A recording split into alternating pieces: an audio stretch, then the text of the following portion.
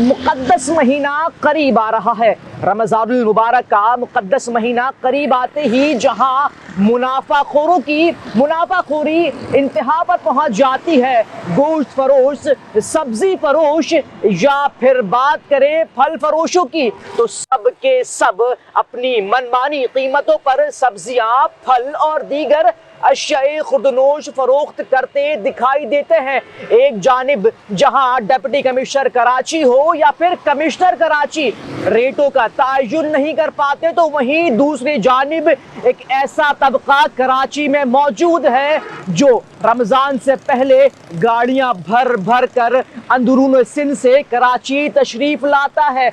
और उनका काम क्या है? उनका काम यह है कि आप कुछ भी खरीदें, आप चाहे ठेले के पास खड़े हो या फिर आप मौजूद हो किसी दुकान के बाहर, उनका काम सिर्फ और सिर्फ अल्लाह के नाम पर भीख मांगना होता है।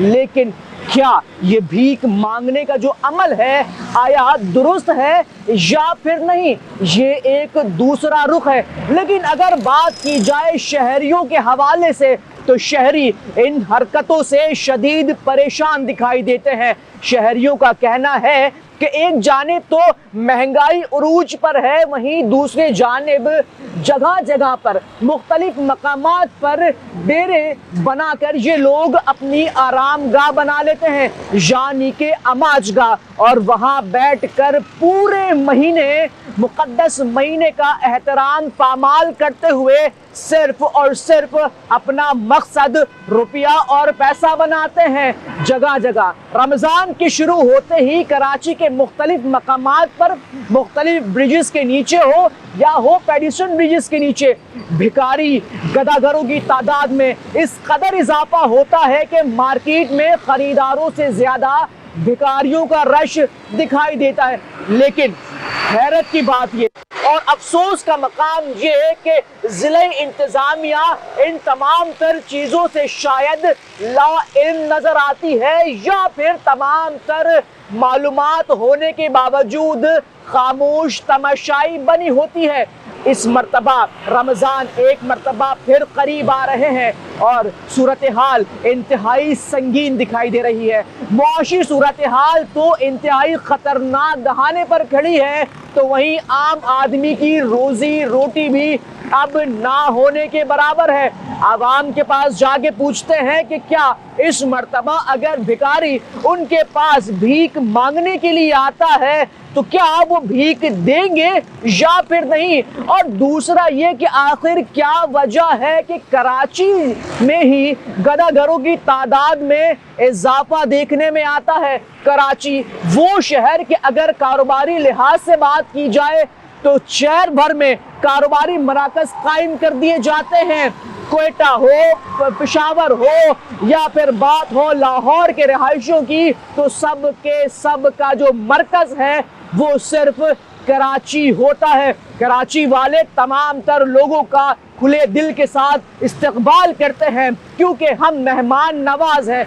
लेकिन जब बात भिखारियों की आती है तो कराची के रिहायशी भी खुद परेशान दिखाई देते हैं। ना सिर्फ कराची के रिहायशी बल्कि खैबर पख्तूनख्वा से आया हुआ पख्तून, लाहौर से आया हुआ लाहौर का बासी या फिर बात करें कोयटा के पठान की, तो सब के सब इन गदागरों, इन भिखारियों से परेशान दिखाई देते हैं।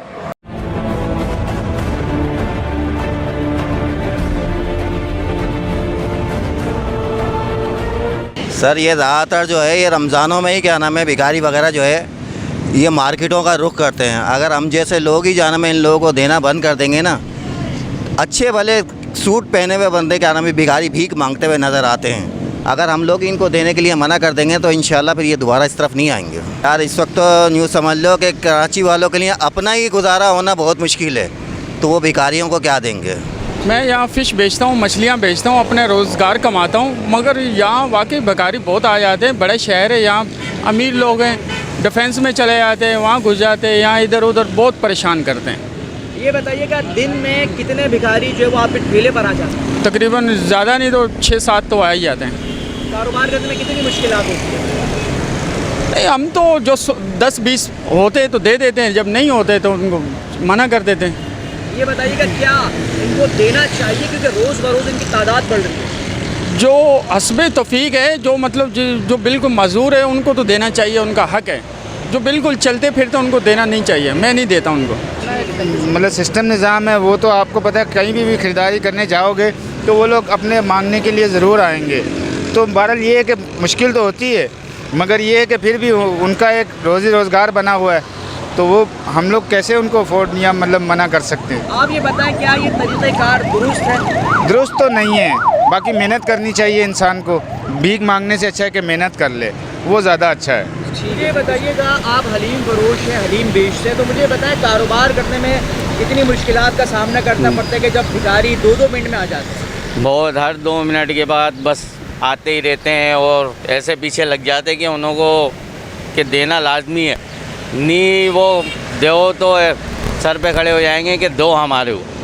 आप मुझे बताएं क्या ये अमल दुरुस्त अमल है, ऐसा होना नहीं, ऐसा तो होना नहीं चाहिए। बस इन लोगों ने एक तरीके का फैशन बना लिया है कि ज़बरदस्ती भीख चाहिए, और इनका पीछे का बैकग्राउंड करो तो हमसे ज़्यादा इन्हीं के पास है। पूरे दिन में तो 5-5 हज़ार रुपये की भिखारी दिहाड़ी लगा लेते।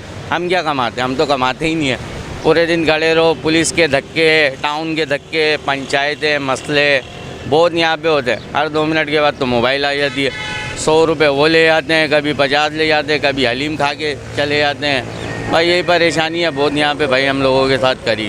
बताइएगा रमज़ानुल मुबारक का मुक़द्दस महीना करीब है, आप देखें गदागरों की तादाद में इजाफा हो जाता है, तो मुझे बताएं ये कारोबार करने में कितनी परेशानी होती है?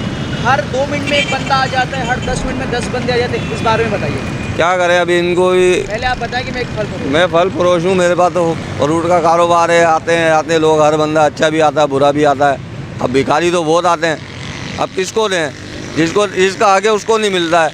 अब हर 10 मिनट के बाद तू दे दे, अल्लाह के नाम पे दे दे, कोई किसी के नाम पे मांगता है, कोई ऐसे आगे मांगता है। आप मुझे बताएं अगर औसतन एक दिन की बात की जाए 12 घंटे की, तो 12 घंटे में कितने भिखारी आ जाते होंगे आपके पास? 100 से ज़्यादा आ जाएंगे। 12 घंटे में 100 से ज़्यादा भिखारी आते हैं। उनका रोक टोक तो कोई है ही नहीं ना, उनका किसी का पता ही नहीं है किधर से आया है मांगने के लिए। अच्छा भला बंदा भी मांगने लग जाता है कि वो बेलचा कुल्हाड़ी हाथ में ली हुई है कि हम परेशान है। हर बंदा परेशान है, कौन परेशान नहीं है? कारोबार करें हम भी परेशान हैं, जो नहीं भी कर रहे हैं वो भी बेचारे परेशान हैं। मगर अल्लाह पाक ही पूरा करता है, इंसान के हाथ में नहीं है ये करना। मगर ये मांगने वालों ने तो बहुत, वाकई में आपकी बात सही है कि बहुत ज़्यादा तादाद में अभी रमज़ान तो आए नहीं, अभी और मज़ीद बढ़ जाएंगे ये। अभी तो कुछ कम है, फिर मज़ीद बढ़ जाएंगे। जिनको आके वो मिलता नहीं है।